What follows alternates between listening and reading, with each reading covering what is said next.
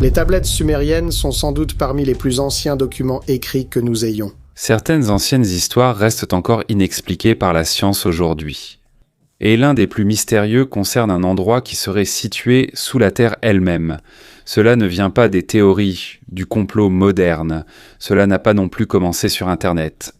Cela provient d'une ancienne tablette d'argile qui existe depuis plus de 4000 ans et selon certains chercheurs, il est possible que cela renvoie à un lieu caché, une entrée menant au monde souterrain.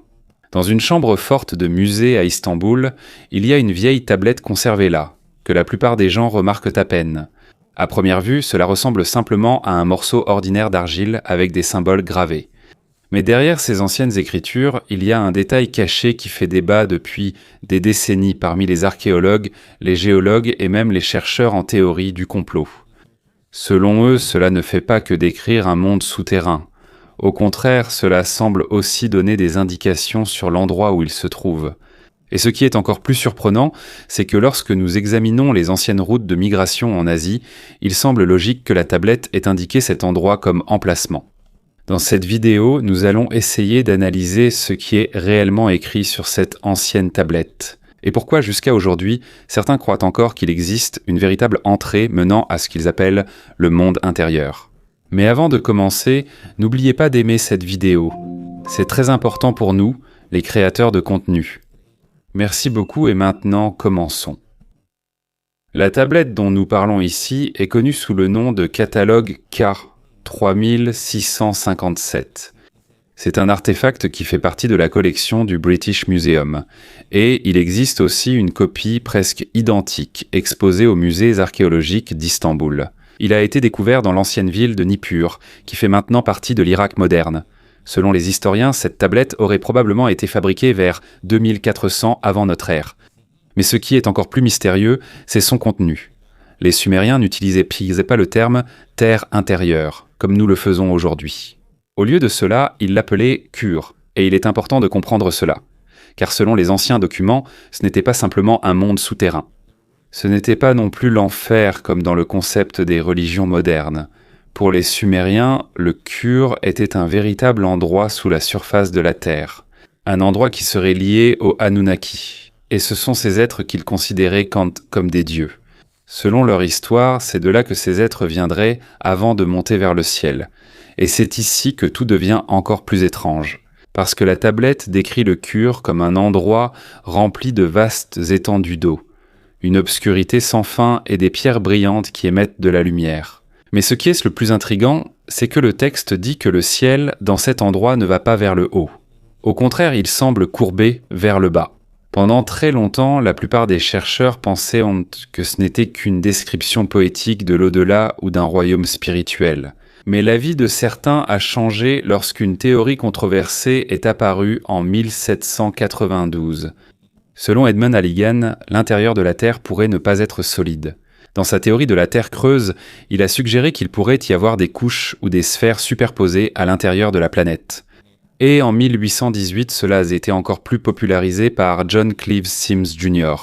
Selon lui, il y aurait des ouvertures au pôle nord et au pôle sud qui pourraient servir de passage vers l'intérieur de la Terre. Et à cause de cela, les anciennes histoires sur les mondes souterrains sont soudainement devenues encore plus mystérieuses. Mais la tablette sumérienne ne contient pas seulement une simple description. Selon certains chercheurs, il semblerait qu'elle contienne aussi des indications.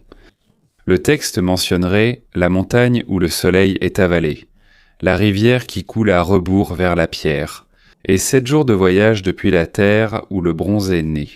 À première vue, ces lignes semblent simplement poétiques.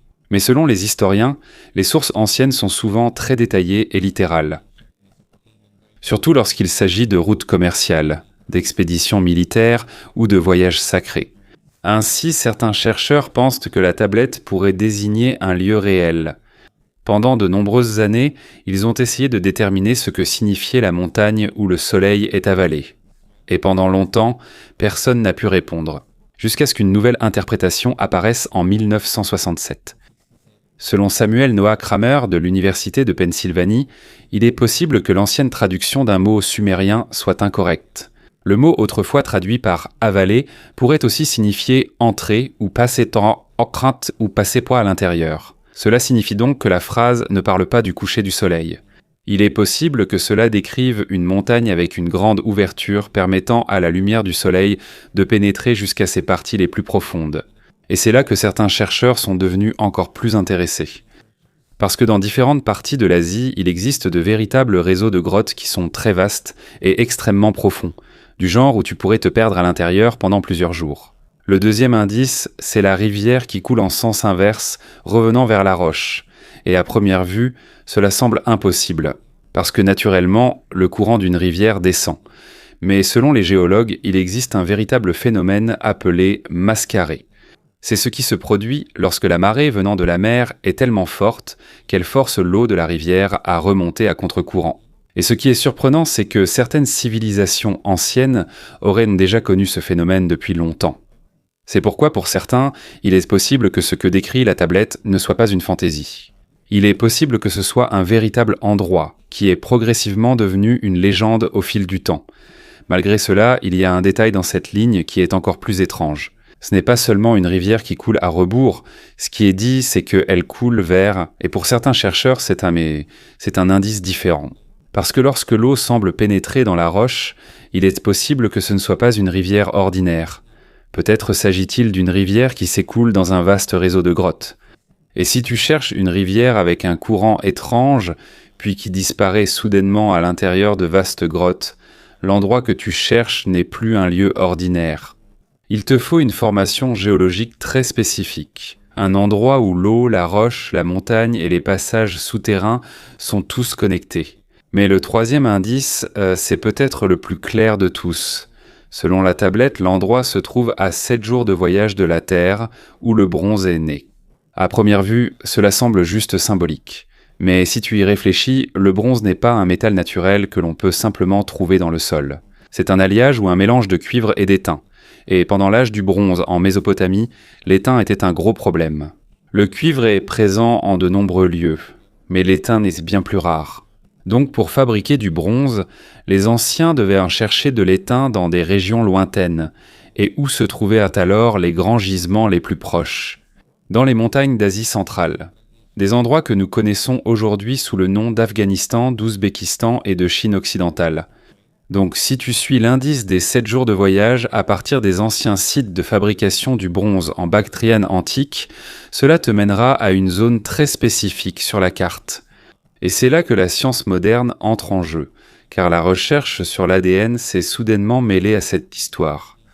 En 2019, une étude a été publiée dans Nature où des scientifiques ont examiné les marqueurs génétiques des populations d'Asie centrale jusqu'à l'Asie de l'Est. Selon le docteur Xuanchao Wang et son équipe de recherche, ils ont remarqué quelque chose d'inhabituel. Dans les communautés vivant près de la chaîne de montagnes Tian Shan, il y a eu un goulot d'étranglement génétique vers 2400 avant notre ère. Le goulot d'étranglement génétique se produit lorsqu'une population diminue soudainement ou qu'une grande partie du groupe disparaît d'un endroit. Mais voici ce qui est étrange. Il ne semble pas que cela soit dû à une maladie grave, à la famine ou à la mort soudaine de nombreuses personnes. La diversité génétique n'a pas simplement disparu. C'est comme si elle s'était déplacée. C'est comme si une partie de la population était partie, s'était installée ailleurs. Et après quelques générations, certains sont revenus avec les mêmes marqueurs génétiques. Mais les schémas d'ADN mitochondrial étaient indifférents. Et pourquoi le Tian Shan est-il important ? Parce que la chaîne du Tian Shan, qui s'étend jusqu'à l'actuel Kirghizistan, Kazakhstan et l'ouest de la Chine, est connue pour abriter certains des systèmes de grottes les plus vastes d'Asie. Dans une seule région, il y a plus de 4000 grottes. Et certaines d'entre elles s'étendent sur plusieurs kilomètres sous terre. C'est là que tout devient encore plus intéressant. Certains systèmes de grottes de la région présentent presque les mêmes caractéristiques que celles décrites sur la tablette sumérienne, notamment de grandes rivières souterraines. Il y a des chambres qui brillent naturellement grâce aux minéraux, comme si elles apportaient de la lumière au milieu de l'obscurité totale.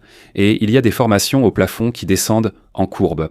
Si tu étais un humain des premiers temps, qui voyait cela pour la première fois, tu pourrais penser que c'est comme un ciel inversé au-dessus de toi.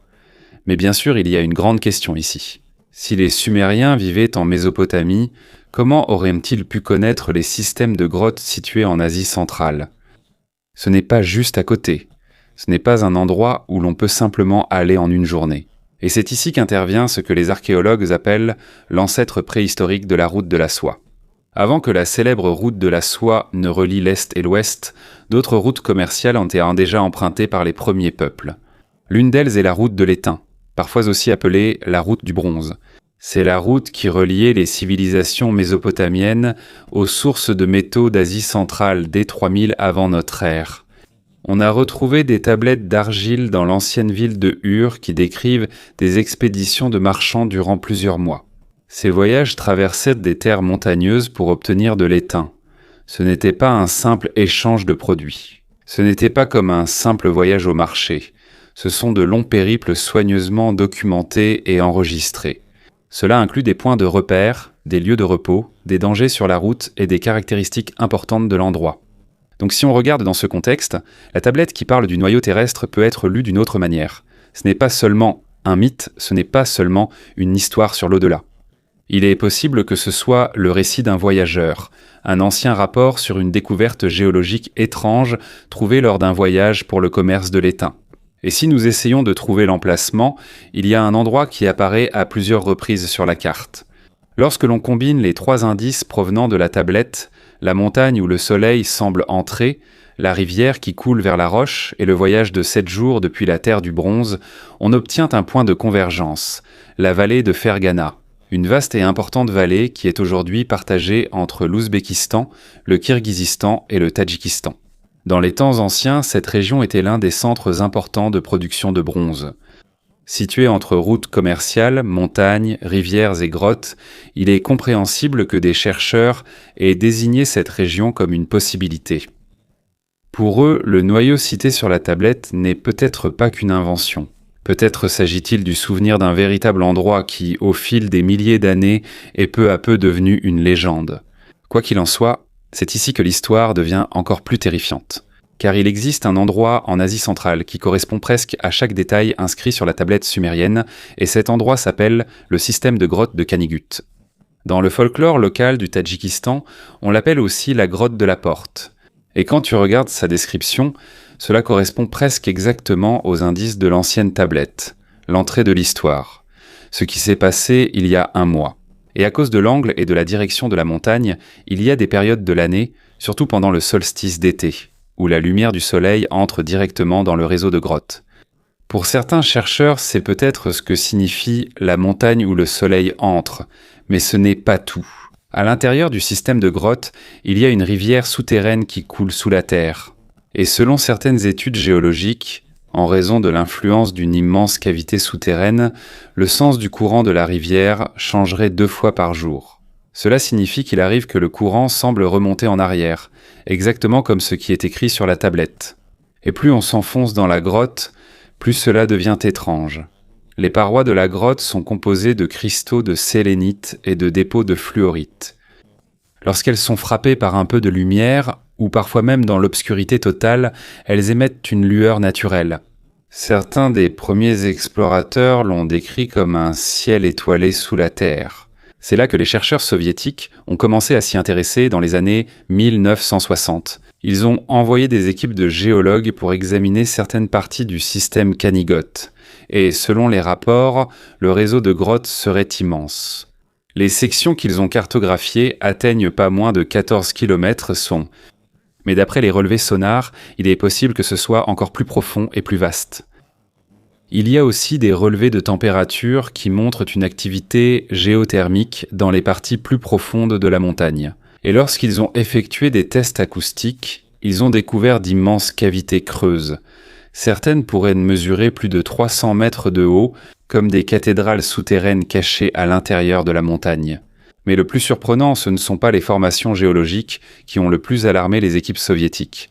Ce sont plutôt des traces d'une présence humaine ancienne. Il y avait des fragments de poterie qui, selon les analyses, pourraient en dater de l'âge du bronze. Il y avait aussi des outils cassés. Et surtout, il y avait des symboles gravés sur les parois de la grotte. Et selon les rapports, ce ne sont pas des marques locales. Ce n'était pas non plus une simple ressemblance avec l'écriture sumérienne. Selon certains chercheurs, ils auraient vu de véritables cunéiformes sumériens. Imagine ça. Des symboles venant de Mésopotamie. qui ont été découverts à des milliers de kilomètres de là, gravés sur les parois de la grotte à plus de 1500 mètres sous terre. À cause de cela, toute la découverte serait soudainement devenue classifiée. En 1967, le gouvernement soviétique a fermé certaines parties de la grotte. La raison officielle, l'instabilité géologique. Mais dans les années 1990, certains documents déclassifiés ont commencé à apparaître. Et selon ceux-ci, la véritable raison serait différente. En progressant, les équipes d'excavation ont découvert des structures artificielles dans les chambres de la grotte, dont des murs en blocs de pierre soigneusement taillés. Il y avait des canaux qui semblaient avoir été créés pour contrôler l'écoulement de l'eau. Et il y a une chose qui revenait sans cesse dans les rapports. Une grande plateforme circulaire dont ils ne pouvaient pas expliquer l'utilité. Il y aurait eu diverses inscriptions sumériennes autour. L'un des géologues soviétiques qui y a travaillé, le docteur Viktor Yefimenko, a accordé une interview en 1998 avant de mourir. Selon lui, dans la chambre la plus profonde qu'ils aient atteinte, ils ont vu une arche en pierre. Et il était clair que ce n'était pas une formation naturelle. Cela ressemblait à quelque chose de fabriqué par l'homme.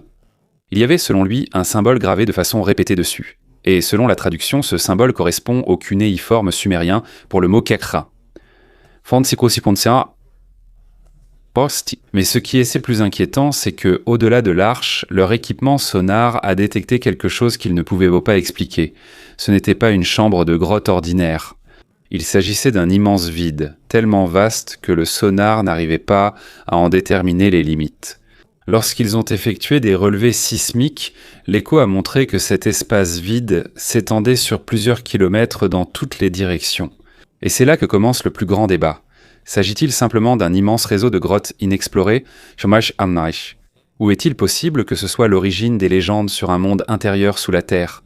Jusqu'à présent, il n'y a toujours pas de réponse claire. Mais selon certains chercheurs, il y a un autre détail qui complique encore plus les choses, et il s'agit des données génétiques. Dans la même étude génétique de 2019, qui a découvert d'étranges goulots d'étranglement démographique dans la région de Tian Shan, les scientifiques ont fait une autre découverte. Selon leur découverte, certaines populations modernes vivant près de la vallée de Fergana possèdent non des marqueurs génétiques qui ne correspondent pas à ceux des populations environnantes. Et ce qui est encore plus surprenant, c'est que ces marqueurs seraient plus proches des échantillons d'ADN mésopotamiens anciens prélevés sur des sites funéraires sumériens. Une question s'est alors posée. Comment les marqueurs génétiques sumériens sont-ils apparus dans les communautés montagnardes, isolées d'Asie centrale ? L'explication habituelle des historiens est simple. Migration, routes commerciales et mariage entre différents groupes de personnes au cours de leur déplacement. Des chercheurs estiment que le schéma de distribution présente une anomalie, car ces marqueurs génétiques ne sont pas uniformément répartis le long des routes commerciales. Ils semblent plutôt concentrés dans les zones proches des systèmes de grottes eux-mêmes. Malgré cela, lorsque les chercheurs ont examiné exactement où apparaissent ces marqueurs génétiques particuliers, parce qu'ils ne sont pas simplement dispersés, ils ne sont pas répartis sur toutes les routes commerciales. Au lieu de cela, la plupart d'entre eux seraient se concentrer dans certains villages particuliers, juste à côté du système de grottes de Kanigut. Et ce qui est encore plus surprenant, c'est que ces villages ont de longues traditions orales concernant des personnes venues de sous la montagne. Selon les anciens récits des habitants, il y a plus de 4000 ans, des gens seraient sortis de la grotte et se seraient mêlés aux familles de l'arçon, de la région.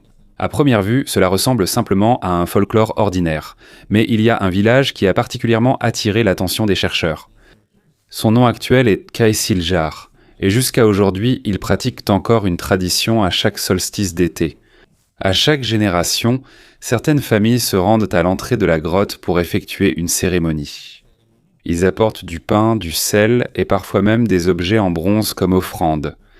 Ensuite, ils montent dans les chambres supérieures de la grotte tout en répétant de vieux mots qu'ils ne comprennent plus eux-mêmes. C'est comme une tradition mémorisée qui se transmet des anciens. Mais en 2015, un anthropologue linguistique a enregistré ces mots. Et lorsqu'ils les ont analysés, les chercheurs ont été surpris car, selon l'analyse, il s'agissait de prières sumériennes archaïques. Ce seraient donc des prières demandant une traversée sûre et des bénédictions de la part des habitants de Kor. Et c'est là que le mystère s'approfondit. Parce que pourquoi quelqu'un voudrait-il entrer dans...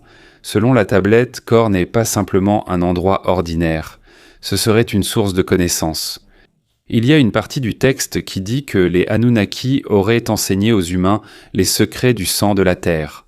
Et selon certains chercheurs, cela pourrait faire référence à la métallurgie et à l'exploitation minière, aux techniques de fabrication du bronze, aux méthodes de fusion et aux connaissances sur le mélange des métaux. Parce que c'est un grand mystère pour les historiens de savoir pourquoi la technologie avancée du bronze semble être soudainement apparue en Mésopotamie vers 3000 avant notre ère, comme s'il n'y avait pas eu de stade de développement clair avant cela. Et il y a un autre détail étrange sur la tablette. Elle mentionne des pierres qui retiennent le feu sans brûler. Pendant de nombreux siècles, la plupart pensaient que ce n'était qu'un langage poétique. Mais lorsque les archéologues ont mieux compris l'environnement de la région, l'interprétation a changé. Il est possible que ce soit du pétrole qui soit décrit ici, du pétrole brut. Et ce qui est surprenant, c'est que la région de la vallée de Fergana se trouve au-dessus de l'un des gisements de pétrole les plus riches d'Asie centrale. Dans les temps anciens, il est possible que les gens là-bas voyaient des suintements naturels de pétrole, du genre où l'huile remontait d'elle-même à travers les fissures des roches. Et dans certains systèmes de grottes, il se peut qu'il y ait encore du pétrole sous pression qui jaillit des formations calcaires. Si des commerçants sumériens avaient vu cela à l'époque, tu comprendrais pourquoi cet endroit est devenu si spécial pour eux. Parce que réfléchis-y, tu vois un liquide noir que tu peux allumer, et il fournit du feu, de la lumière et de la chaleur directement depuis les entrailles de la terre. Pour les anciens, il était facile d'imaginer que c'était un feu venant du monde souterrain. Un cadeau des dieux du noyau. Cependant, une autre partie de la tablette est longtemps restée inaperçue par les chercheurs. Selon le texte, avant de pouvoir entrer dans le noyau, il fallait d'abord passer par la purification du sang. Pendant longtemps, beaucoup ont pensé que ce n'était qu'une métaphore spirituelle, comme une purification rituelle avant d'entrer dans un lieu sacré. Mais en 2021, une étude sur les systèmes de grottes en haute altitude a proposé une nouvelle explication possible. Selon la science médicale moderne, l'atmosphère à l'intérieur des grottes profondes est très différente de l'air à la surface de la Terre. Les niveaux de dioxyde de carbone y sont plus élevés. Les proportions d'oxygène sont différentes. Et parfois, il y a aussi une forte concentration de gaz radon. De plus, la vallée de Fergana se situe entre 1000 et 3000 mètres au-dessus du niveau de la mer. Et selon des études génétiques, les populations qui vivent depuis longtemps en altitude développent des adaptations spéciales pour le traitement de l'oxygène. L'une d'entre elles est la variante du gène EGLN1. Mais les anciens Mésopotamiens, dont près de 60 vivaient cool, n'avaient probablement pas ces adaptations, alors imagine ce qui pourrait arriver. Tu voyageras depuis les basses terres vers les hautes montagnes, puis tu descendras dans des systèmes de grottes profondes où l'atmosphère est différente. Cela pourrait provoquer un mal aigu des montagnes, une hypoxie et un stress intense pour le corps. Ainsi, pour certains chercheurs, la purification du sang ne serait pas qu'une métaphore. Il est possible que ce soit une ancienne façon de dire que seules quelques personnes pouvaient entrer en toute sécurité dans la partie la plus profonde de la grotte. Des personnes dont le corps est habitué à cet environnement, et c'est là que les marqueurs génétiques trouvés chez certaines populations modernes de la vallée de Fergana pourraient être liés, car parmi eux se trouve le variant EGLN1. Et ce qui est encore plus étrange, c'est que sa concentration serait plus élevée dans cette région que dans les zones environnantes, comme s'il y avait une forte pression sélective dans cette zone, donnant l'impression que le corps avait besoin de cette adaptation spécifique pour survivre longtemps dans cet environnement. Mais maintenant, nous devons parler de la partie la plus controversée de toutes, la théorie de la Terre creuse. Est-il vrai qu'il existe une civilisation à l'intérieur de la Terre, comme le décrivent les tablettes sumériennes ? Selon la science moderne, presque certainement pas. La sismologie a depuis longtemps prouvé que la Terre est composée de la croûte, du manteau et du noyau. Nous n'avons aucune preuve de l'existence d'immenses espaces creux, capables d'abriter une civilisation entière. Mais cela ne veut pas dire que tous les récits anciens sont inventés. Il est plus probable qu'il s'est passé quelque chose. Les anciens ont été témoins de véritables phénomènes géologiques. De vastes réseaux de grottes, des rivières souterraines, des minéraux naturels luminescents, des suintements d'huile étranges. Leur compréhension scientifique étant limitée à l'époque, ils ont donné une interprétation culturelle et spirituelle. Et au fil de milliers d'années, le lieu réel est devenu une légende. Et en fait, il est possible que l'histoire écrite par les Sumériens ne soit pas vraiment fausse. Le seul problème, c'est qu'ils ont utilisé le langage et la compréhension qu'ils avaient à leur époque. Quand ils ont découvert les systèmes de grottes très profondes, les rivières souterraines et les minéraux qui scintillaient dans l'obscurité, ils n'avaient pas la science moderne pour expliquer cela. Alors ils les ont décrits en utilisant les concepts qu'ils connaissaient, des dieux, des lieux sacrés et des significations cosmiques. Et si tu y réfléchis, ça a du sens. Parce qu'imagine une personne de l'Antiquité qui voit pour la première fois une salle dans une grotte qui fait presque 300 mètres de haut. Au-dessus, il y a des minéraux lumineux incrustés dans le plafond. Et pendant que tu te tiens au centre de cet immense dôme souterrain, tout le plafond ressemble à un ciel courbé qui descend autour de toi. C'est exactement ce que décrit la tablette, un ciel qui se courbe vers le bas. Quant aux grandes eaux, il est facile de les relier aux lacs et rivières souterrains. Et l'obscurité éternelle brisée par des pierres lumineuses est presque une description parfaite des minéraux bioluminescents à l'intérieur des grottes. C'est pourquoi, selon certains chercheurs, ce que les Sumériens ont vu est réel. Mais ce n'est pas une entrée vers une civilisation secrète à l'intérieur de la Terre. C'est une merveille naturelle. Ils lui ont donc attribué une signification spirituelle et mythique, car cela était très étrange pour leur époque. Mais malgré cela, il y a encore une partie de l'histoire qui ne peut pas être complètement expliquée. Les découvertes soviétiques de 1967. Si tout était naturel, pourquoi a-t-il fallu classer les découvertes comme secrètes ? Pourquoi a-t-on fermé les grottes ? Selon l'explication officielle, c'est dû à l'instabilité géologique. Mais selon certaines lectures sismographiques de la région, il n'y a pas suffisamment de preuves d'une instabilité grave qui justifierait une fermeture permanente. C'est pourquoi une autre théorie est apparue. En 2003, l'archéologue russe Larissa Kulakova a donné sa propre interprétation. Selon elle, il se pourrait que les équipes soviétiques n'aient pas découvert des habitants de l'intérieur de la Terre. Au lieu de cela, il est possible qu'ils aient trouvé d'anciennes opérations minières. De véritables mineurs de l'âge du bronze qui cherchaient du cuivre et l'entreposaient à l'intérieur des systèmes de grottes. Et au fil du temps, ils ont construit des infrastructures pour pouvoir les extraire. Dans ce cas, la plateforme circulaire mentionnée dans les rapports pourrait être une zone de fusion. Quant aux canaux d'eau, ils pourraient en faire partie du système de lavage du minerai.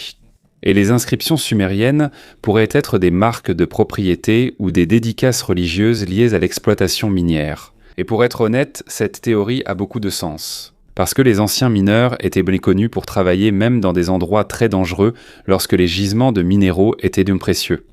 Et il est bien documenté qu'il y avait une présence sumérienne en Asie centrale, à cause du commerce de l'étain.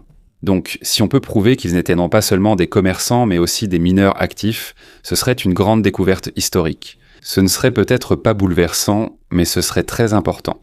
Et selon certains chercheurs, c'est peut-être la véritable raison pour laquelle ces découvertes ont été classifiées. Parce qu'à l'époque soviétique, les discussions sur les ressources, le développement industriel et la propriété historique de la région étaient extrêmement sensibles. Mais même avec cette explication, il y a encore un détail qui ne disparaît pas des discussions, l'immense vide que l'équipement sonar aurait détecté. Selon le docteur Viktor Yefimenko, la chambre serait tellement grande que le sonar n'a pas pu en détecter toutes les limites. Et d'après les experts en spéléologie, ce n'est pas normal. Oui, il existe d'énormes chambres de grottes dans le monde, comme le Hang Son Doong au Vietnam et certains systèmes de grottes massifs en Chine. Mais même si elles sont très grandes, on peut toujours les visualiser avec des équipements standards. Donc si ce vide ne peut vraiment pas être cartographié, il n'y a que deux possibilités. Soit il y a un problème avec l'équipement, soit il y a vraiment une formation anormale sous la montagne. En 2018, une équipe de recherche indépendante a tenté d'explorer à nouveau le système Canigute. Cela comprenait des géologues, des archéologues et des réalisateurs de documentaires. Comme plus de 50 ans se sont écoulés, certains des sceaux de l'époque soviétique commencent peu à peu à se détériorer. Et comme les anciennes restrictions de sécurité soviétiques n'existent plus, ils ont été autorisés à avoir un accès limité. Mais ils n'ont pu aller que jusqu'à 2,4 km à cause d'une zone effondrée qui bloquait le passage. Et selon l'équipe, cela ne ressemble pas à un éboulement naturel, mais plutôt à un blocage intentionnel.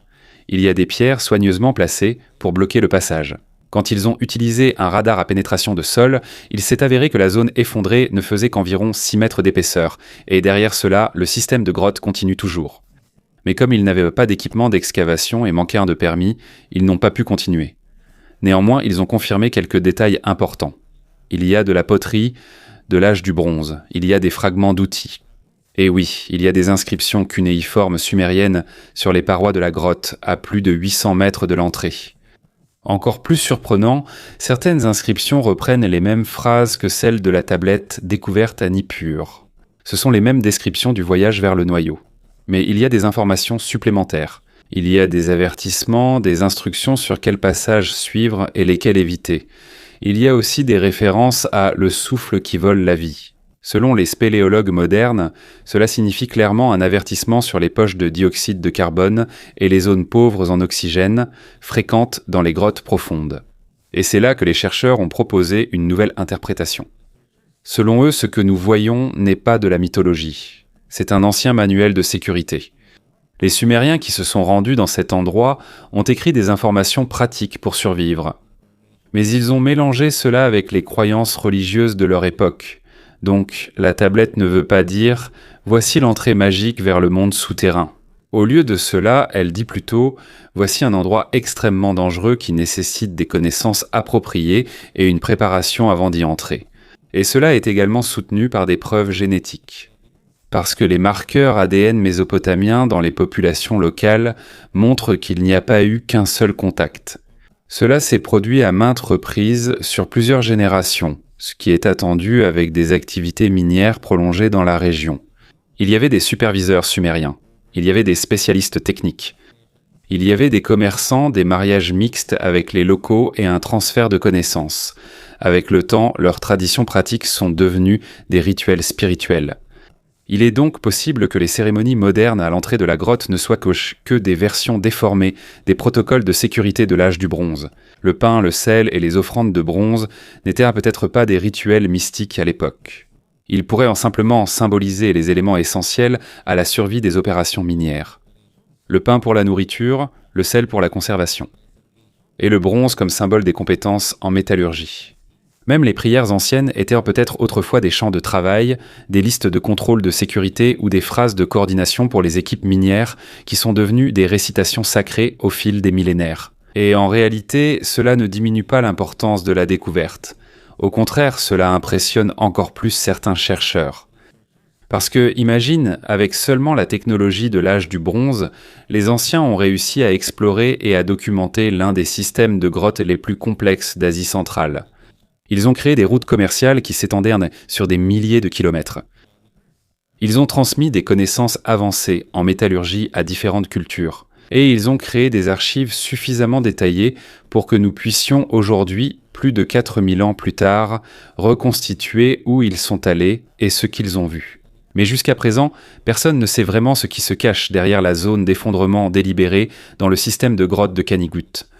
Nous ignorons si les relevés sonars soviétiques sont précis et quelles sont réellement les structures architecturales observées. Le véritable objectif de la plateforme circulaire reste flou. Est-ce une structure de l'âge du bronze, une mauvaise interprétation ou une autre explication ? Pour l'instant, les gouvernements de l'Ouzbékistan et du Tadjikistan ne considèrent toujours pas l'exploration approfondie de la région comme une priorité. La région est trop isolée. La politique est compliquée. Et la logistique pour une fouille complète est extrêmement coûteuse.